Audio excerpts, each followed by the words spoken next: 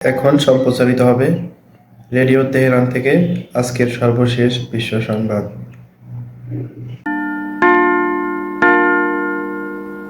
Radio Tehran থেকে শুরু হচ্ছে বিশ্ব সংবাদ।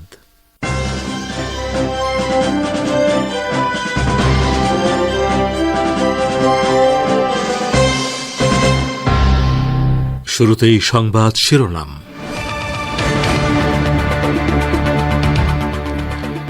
তেহরানে হামাস নেতা ইসমাইল হানিয়ার জানাজার নামাজ পড়ালেন সর্বোচ্চ নেতা, লাখো মানুষের ঢল।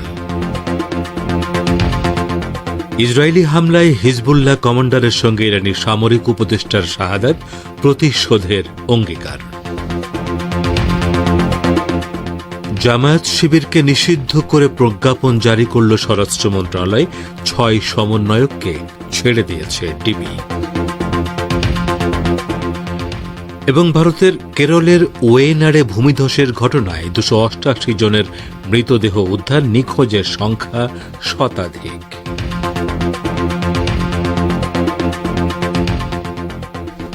আসসালামু আলাইকুম। এতক্ষণ গুরুত্বপূর্ণ সংবাদ শিরোনাম শুনলেন। এবারে বিস্তারিত বিশ্ব সংবাদে আপনাদের স্বাগত জানাচ্ছি।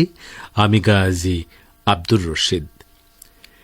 ইসলামী প্রজাতন্ত্র ইরানের সর্বোচ্চ নেতা হযরত সাইয়েদ আয়াতুল্লাহিল উজমা খামেনেয়ী, ফিলিস্তিনের ইসলামী প্রতিরোধ আন্দোলন হামাসের রাজনৈতিক ব্যুরো প্রধান ইসমাইল হানিয়া এবং তার নিরাপত্তা রক্ষীর জানাজা নামাজের নেতৃত্ব দিয়েছেন। গতকাল বুধবার রাতে এক সন্ত্রাসী হামলায় তেহরানে একটি বাসভবনে শাহাদাত বরণ করেন হানিয়া এবং তার দেহরক্ষী। আজ তেহরান বিশ্ববিদ্যালয়ে আয়োজিত জানাজা অনুষ্ঠানে আয়াতুল্লাহ খামেনেয়ী হামাস প্রধান ইসমাইল হানিয়া ও ওয়াসিম আবু সাবার নামে পরিচিত তার দেহরক্ষীর প্রতি গভীর শ্রদ্ধা জানান। নিহত হামাস কর্মকর্তার শোক মিছিলে বিপুল সংখ্যক ইরানি জনতা অংশ নেন। ইরানের নয়া প্রেসিডেন্ট মাসুদ পেজেশকিয়ানের মঙ্গলবারের শপথ গ্রহণ অনুষ্ঠানে যোগ দিতে হানিয়া ইরানের রাজধানীতে ছিলেন। সেখানে তিনি প্রতিরোধ ফ্রন্টের অন্যান্য নেতাদের সঙ্গে বৈঠকে লিপ্ত ছিলেন। হানিয়াকে হত্যার ষড়যন্ত্রের বিস্তারিত খবর এখনও জানা যায়নি, তবে প্রাথমিক তদন্তে ইহুদিবাদী ইসরায়েলি শাসক গোষ্ঠীর প্রত্যক্ষ মতদে এবং ওয়াশিংটনে জো বাইডেন প্রশাসনের সবুজ সংকেতে এই হত্যাকাণ্ড ঘটানো হয়েছে বলে জানা গেছে। এদিকে জানাজা অনুষ্ঠানে ভাষণ দিতে গিয়ে ইরানের পার্লামেন্টের স্পিকার মোহাম্মদ বাকের কালিবফ বলেছেন, প্রতিরোধ যোদ্ধাদের সামনে ইসরায়েলি সরকার মরিয়া হয়ে উঠেছে। তিনি আরও বলেন, তেল আবিব সরকারের অপরাধের মূলে রয়েছে প্রতিরোধ বাহিনীকে মোকাবেলা করার ক্ষেত্রে তার অক্ষমতা। ইরানের শীর্ষ সংসদ সদস্য জোর দিয়ে বলেন যে ইসরায়েল যদি মনে করে যে প্রতিরোধ ফ্রন্টকে লক্ষ্যবস্তু করলে এই অঞ্চলে চলমান পরিস্থিতির উপর প্রভাব ফেলবে, তবে তারা একটি কৌশলগত ভুল করবে। কালিবাফ বলেন, বর্ণবাদী ইসরায়েল ও তার প্রধান মিত্র যুক্তরাষ্ট্রের জন্য হিট অ্যান্ড রান যুগের অবসান হয়েছে। সঠিক জায়গায় এবং সঠিক সময়ে প্রতিক্রিয়া জানানো ইরানের কর্তব্য বলে তিনি উল্লেখ করেন। ইরানি স্পিকার হুঁশিয়ারি উচ্চারণ করে বলেন, ইসরায়েলি সরকারকে তাদের হত্যাকাণ্ডের জন্য চড়া মূল্য দিতে হবে। ইসলামী প্রজাতন্ত্র ইরানের রাজধানী তেহরানে হামাস নেতা ইসমাইল হানিয়ার জানাজা ও শেষ বিদায় অনুষ্ঠানে লাখ লাখ মানুষ অংশ নিয়েছেন। আজ সকালে তেহরান বিশ্ববিদ্যালয় প্রাঙ্গণে সর্বোচ্চ নেতা আয়াতুল্লাহিল উজমা খামেনেয়ী জানাজা নামাজের ইমামতি করেন।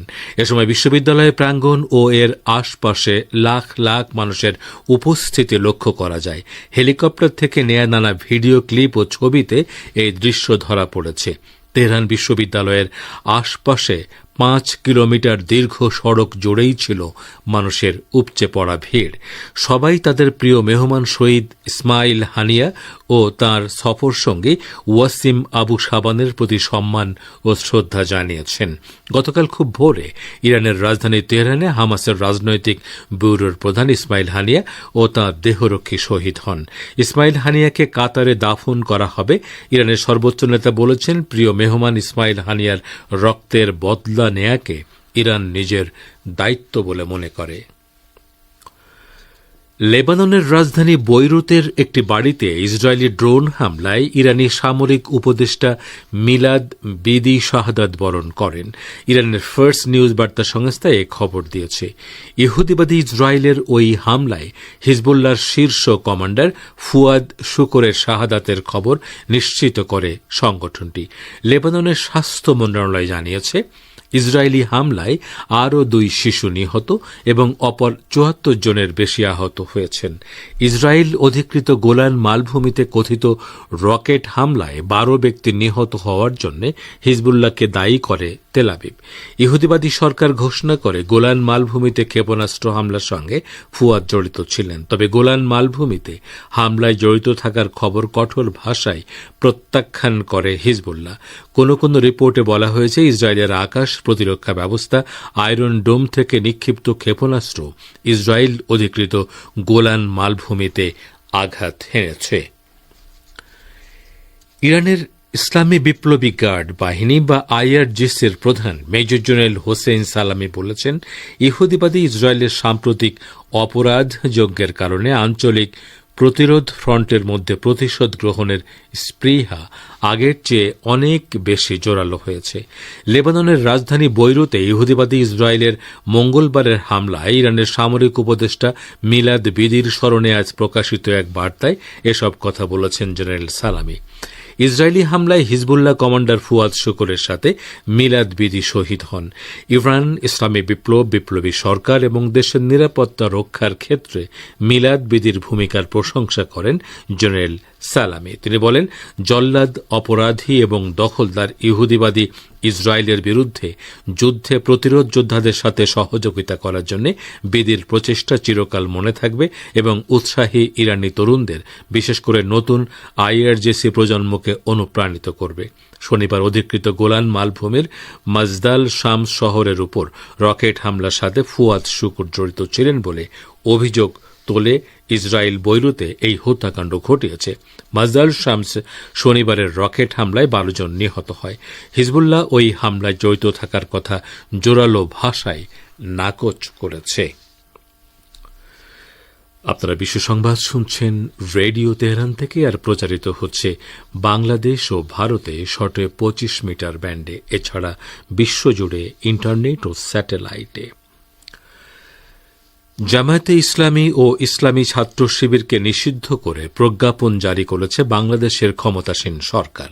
আজ বিকেলে স্বরাষ্ট্র মন্ত্রণালয় থেকে এই প্রজ্ঞাপন জারি করা হয়েছে।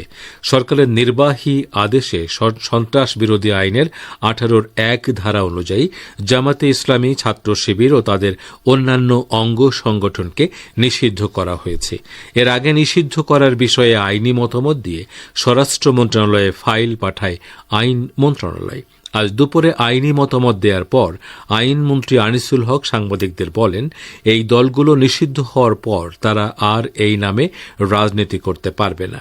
এদিকে গণমাধ্যমে দেয়া এক বিবৃতিতে জামায়াতে ইসলামের ভারপ্রাপ্ত সেক্রেটারি জেনারেল এটিএম মাসুম বলেছেন, কোন দলকে সরকারি ফরমানে নিষিদ্ধ ঘোষণা করলেই নিষিদ্ধ হয়ে যায় না। যে দলের সঙ্গে কোটি কোটি মানুষের সম্পৃক্ততা, সে দল কোনো সরকারি ফরমানে নিষিদ্ধ হয়ে যেতে পারে না। তিনি বলেন, জামাত তার সব কর্মসূচি গণতান্ত্রিক ও শান্তিপূর্ণ উপায়ে অব্যাহত রাখবে। এদিকে বাংলাদেশের বৈষম্য বিরোধী ছাত্র আন্দোলনের 6 সমন্বয়ককে গোয়েন্দা শাখা ডিবি থেকে ছেড়ে দেওয়া হয়েছে। আজ দুপুর 1:40 দিকে তাদেরকে পরিবারের কাছে হস্তান্তর করা হয়।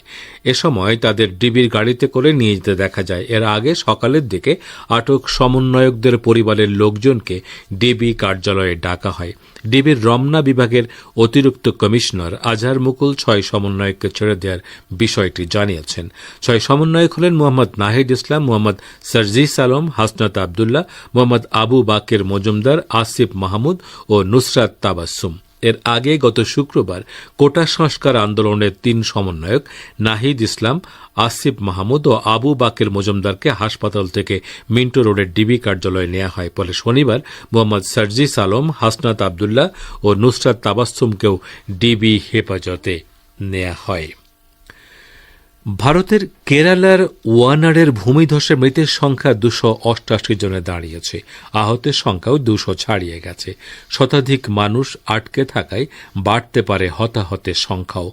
ওয়ানাডের মেপ্পাডির পার্বত্য এলাকায় গতকাল ভোর নাগাদ প্রবল বৃষ্টিতে ভূমিধস নামে। ভূমিধসে বিধ্বস্ত হয় মেপ্পাডি, মুন্ডাক্কাই টাউন ও চুরালমালা। দুর্যোগের পরে উদ্ধার কাজে অংশ নেয় জাতীয় বিপর্যয় মোকাবেলা বাহিনী। তাদের সম্মিলিত চেষ্টায় প্রায় 1,500 মানুষকে নিরাপদ স্থানে সরিয়ে নিয়ে যাওয়া সম্ভব হয়েছে, তবে প্রায় 250 মানুষ এখনও নিখোঁজ রয়েছে।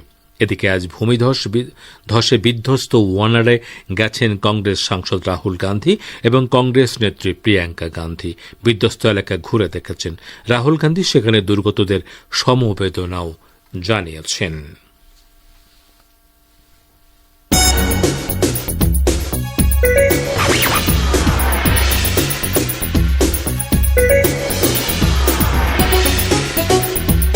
রেডিও তেহরান, খবরের সঙ্গে 24 ঘন্টা।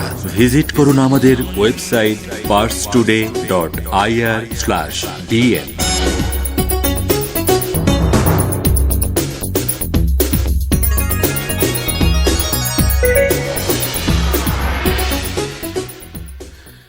আবারও ফিরে এলাম বিশ্ব সংবাদে। লেবাননের রাজধানী বৈরুতের একটি জনবহুল এলাকার হাসপাতালে বর্বর হামলা চালানোর দায়ে ইহুদিবাদী ইসরায়েলকে আন্তর্জাতিক আইন ভয়াবহভাবে লঙ্ঘন করার জন্য অভিযুক্ত করেছে রাশিয়া। মস্কো বলেছে এই হামলার মধ্য দিয়ে আন্তর্জাতিক আইনের সমস্ত মূলনীতি লঙ্ঘন করা হয়েছে এবং এর মধ্য দিয়ে মধ্যপ্রাচ্যে গুরুতর সংঘাত সৃষ্টির ঝুঁকি তৈরি হয়েছে। গতকাল মস্কোয় সাংবাদিকদের ব্রিফিং করার সময় রাশিয়ার পররাষ্ট্র মন্ত্রণালয়ের সহকারী মুখপাত্র আন্দ্রে নাস্তাসিন এসব কথা বলেছেন। এর আগে ইসরায়েল নিশ্চিত করে যে তারা বৈরুতে হামলা চালিয়ে হিজবুল্লাহর কমান্ডার ফুয়াদ শুকুরকে হত্যা করেছে। আন্দ্রে নাস্তাসিন জানান, বৈরুতের অন্যতম বড় হাসপাতালের কাছে আবাসিক এলাকায় ইহুদিবাদী ইসরায়েল হামলা চালায়। ওই হামলায় হিজবুল্লাহ কমান্ডার ছাড়াও 2 শিশু ও 1 নারী মারা গেছেন। ইসরায়েলি হামলায় হাসপাতালটি মারাত্মকভাবে ক্ষতিগ্রস্ত হয়েছে, যার ফলে 80 ব্যক্তি আহত হন।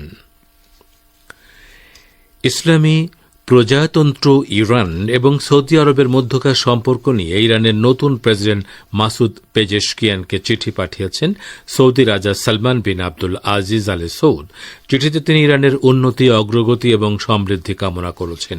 সৌদি স্বরাষ্ট্রমন্ত্রী প্রিন্স মনসুর বিন মিতেব বিন আব্দুল আজিজ চিঠিটি প্রেসিডেন্ট পেজেশকিয়ানের কাছে পৌঁছে দেন। পেজেশকিয়ানের শপথ অনুষ্ঠানে যোগ দেওয়ার জন্য মনসুর বিন মিতেবের নেতৃত্বের সৌদি আরবের একটি প্রতিনিধি দল মঙ্গলবার তেহরানে আসে এবং ওই দিনই প্রেসিডেন্টের কাছে চিঠিটি হস্তান্তর করে। সৌদি প্রেস এজেন্সি গতকালে খবর দিয়েছে। সৌদি প্রেস এজেন্সির খবর অনুসারে সৌদি প্রতিনিধি দলটি রাজা সালমান এবং যুবরাজ মোহাম্মদ বিন সালমানের শুভেচ্ছা পৌঁছে দেন প্রেসিডেন্ট পেজেশকিয়ানের কাছে। এ সময় সৌদি উপ পররাষ্ট্রমন্ত্রী ওয়ালিদ বিন আব্দুল কারিম আল খেরেজি এবং তেহরানে নিযুক্ত সৌদি রাষ্ট্রদূত আবদুল্লাহ বিন সৌদ আল আনজিও উপস্থিত ছিলেন। শ্রোতা বন্ধুরা, আমাদের নিউজ ডেস্কে এখনকার মতো এই ছিল সর্বশেষ খবর। এতক্ষণ আমাদের সাথে থাকার জন্য অনেক অনেক ধন্যবাদ।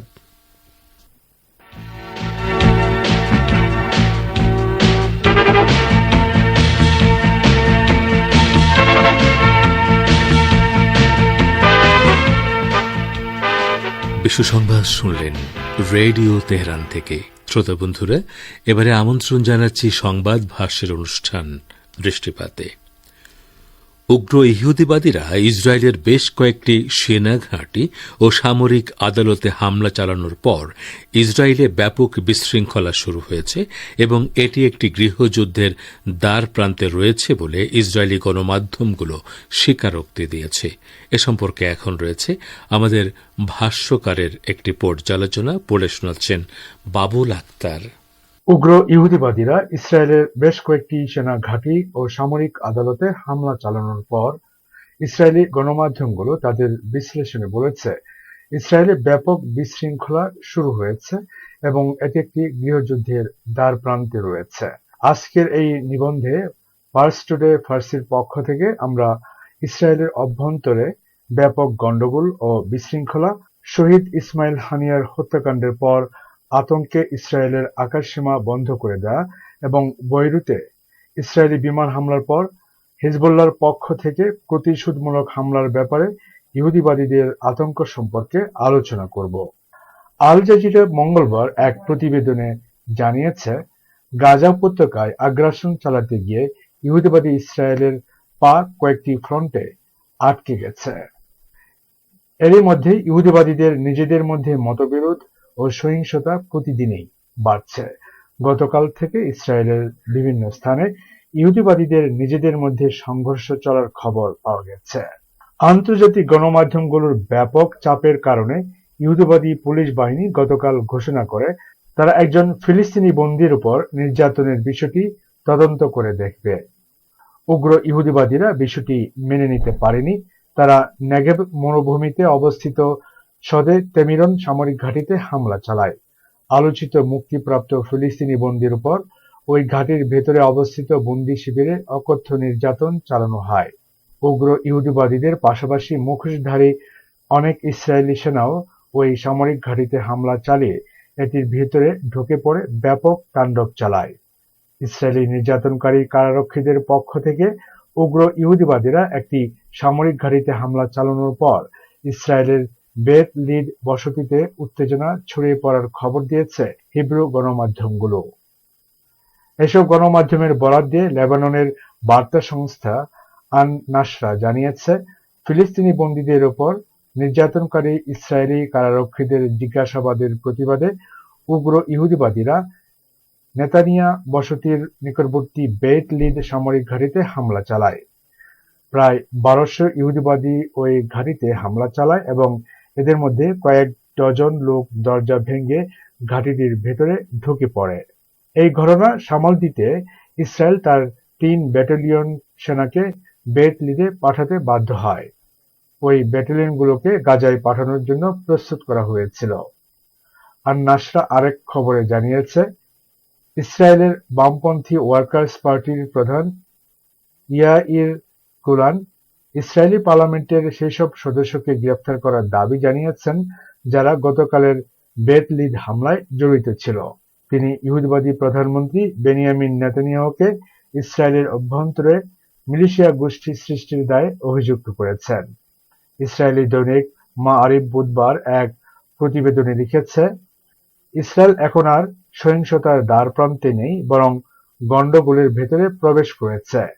একটি সেনা ঘাঁটিতে কয়েক ডজন নয়, বরং কয়েকশো বিক্ষোভকারীর অনুপ্রবেশের যে ভিডিও প্রকাশিত হয়েছে তা থেকে বলা যায় ইহুদিবাদী ইসরায়েলি সমাজে ভয়ঙ্কর এতক্ষণ যারা আমাদের সংবাদটি শুনলেন সবাইকে অসংখ্য ধন্যবাদ। আমাদের নিয়মিত ভিউয়ার যারা আছেন তাদের 82% ভিউয়ার্স এখনও আমাদের চ্যানেলটি সাবস্ক্রাইব করেননি। সো যারা আমাদের চ্যানেলটি এখনও সাবস্ক্রাইব করেননি দয়া করে সাবস্ক্রাইব করে দিন এবং নিয়মিত আমাদের পাশে থাকবেন আশা করি। ধন্যবাদ সবাইকে।